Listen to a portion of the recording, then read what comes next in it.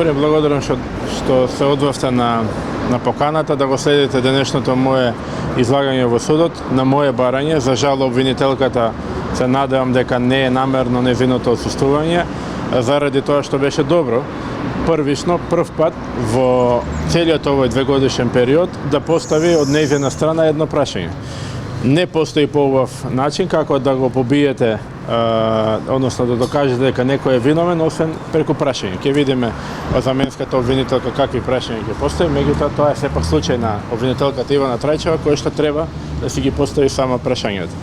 Бевте сведоци, се надам и ќе пренесете соодветно и преку вашите медиуми, кои биле намерите, кои се придобивките од ваквиот систем и пак ќе кажам, она кое што се очекуваше од сето ова беше еден убав проект на кој што сите ќе му се радувавме и на мапата на земји кои што имаат вакви системи ќе бевме, гарантирам, на врвот во Европа и во светот.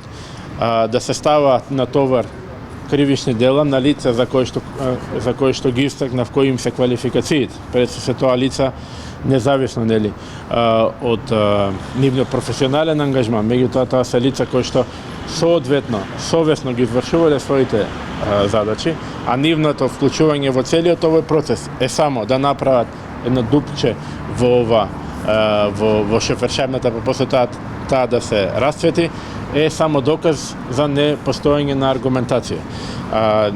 Синдромот на нинџа, да вие барате од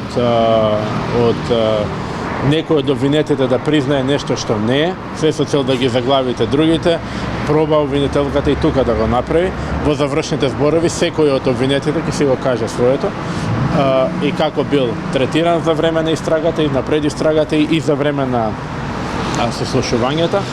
Со тоа што поентата на денешното моје излагање во судот беше да преку вас јавноста се запознае кои се бенефитите од ваквите системи, кои што се набавени.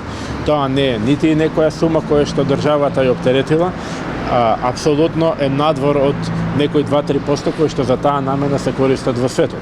Колку компарација, систем за биометриска идентификација кој што ние го имаме направено во владата е истиот оној кој што Велика Британија, да речеме, 14 милиони фунти има потрошено за негова реализација.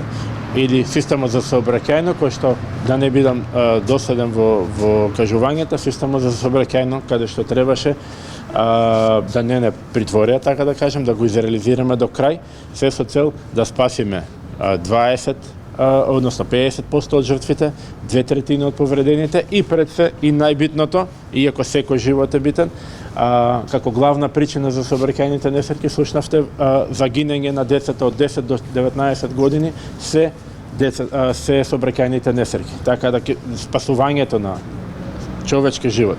Не сакам да звучи морбидно, меѓутоа многу од сообраќајките кои што се изнаслушавме деновиве да дозволеше обвинителството во овој период, целиот процес да го истераме и да не тераше ништо на сила, се со цел да задоволи нечие его, до сега ќе беше тој систем во многу понапредна фаза на реализација. А чие его се задоволува од страна на обвинителството како што ви? Па еве, нека дојде обвинителката, знаете како ќе ја нема драшта сега во вкрстеното испрашување. Нека дојде обвинителката па преку нејзините прашања да го добиете одговорот на тоа што правеше таа во целиот процес на прибирање на докази, како криеше докази и така натаму. Значи, требаше да дојде денес, независно може е оправдано осетно, меѓутоа за да го имате вие на тацна, да го испрашувате главниот, првиот осомничениот, а да не дојдете, по мене малку е нелогично.